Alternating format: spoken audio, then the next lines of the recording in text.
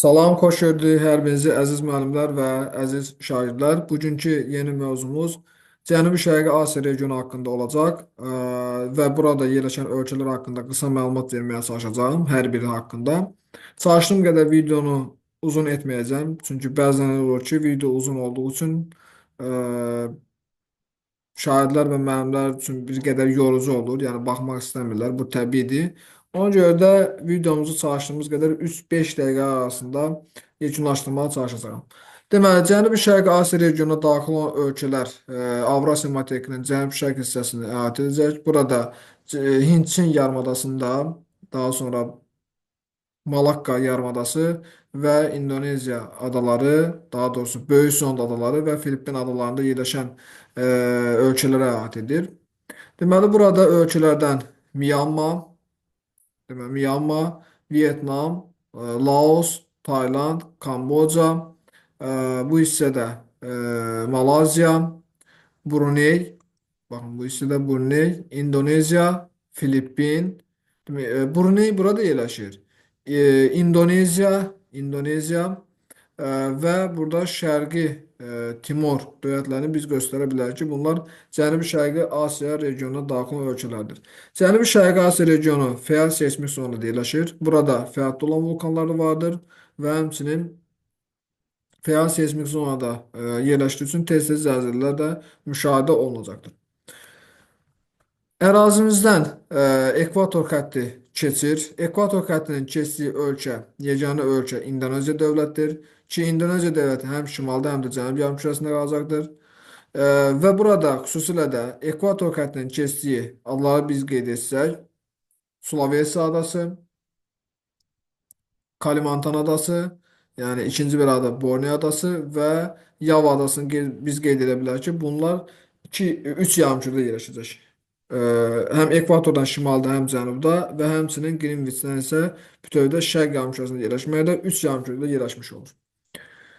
23,5 dərəcə şimal tropik xəttinin keçdiyi yeganə ölkə isə Myanmadır ki, bu 23,5 dərəcə şimal tropik xətti həmin bu ərazidən keçdiyi üçün biz deyirik ki, Cənubi-Şərqi Asiya regionuna daxil olan ölkələr iki işıqlanma qurşağında yerləşir. Həm tropik işıqlanma qurşağında və həmçinin mülayim işıqlanma qurşağında yerləşmiş olacaqdır. Cənubi-Şərqi Asiya regionuna daxil olan ölkələrin iki okeana çıxışı vardır. Burada iki okeana çıxışı olan ölkələrdən biz qeyd edə bilərik Tayland, İndoneziya, Malaziyanı biz qeyd edə bilərik ki, bunların iki okeana çıxışı mövcuddur. Okeana çıxışı olmayan yeganə ölkə Laosdur ki, onun birbaşa okeana çıxışı yoxdur və hər tərəfdən quru dövlətləri də əhatə olunmuşdur.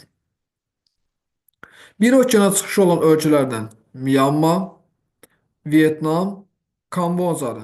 Kamboca, Bruney, Filippini biz qeyd edə bilərik ki, bunların ərazisi bir okeana çıxışı mövcuddur. Həmçinin Filippin adalarında fəaliyyətdə olan vulkanlar da mövcuddur və burada İndoneziyada, xüsusilə də Yava və Sumatra adalarında fəaliyyətdə olan vulkanlar mövcuddur ki, bu vulkanlar ekvatordan bütövdə cənub yarımkürəsində yerləşir. Və bunu xüsusi olaraq da diqqətimizə saxlamalıyıq, çünki testlərdə bu artıq düşür.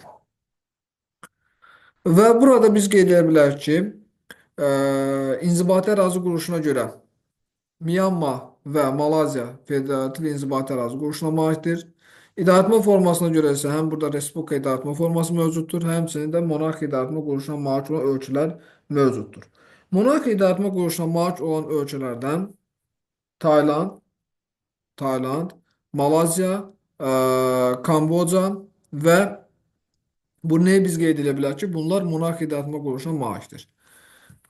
Burada yeganə, belə deyək, mütləq monarxiya dövləti Bruneidir.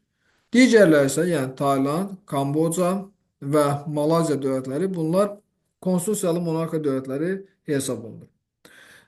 Və burada onu qeyd etmək istəyirəm ki, Malazya dövləti həm federativ inzibati ərazi quruluşuna malikdir, həmçinin konstitusiyalı monarxiya dövləti hesab olunacaqdır.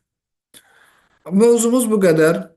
Düzdür, bu mövzu bir qədər geniş mövzudur. Burada çox məlumatı vermək olar. Amma videomuz çox yorucu olmaması üçün burada artıq yekunlaşdırma məcburiyyətindəyəm. İzlədiyiniz üçün təşəkkür edirəm. Sağ olun.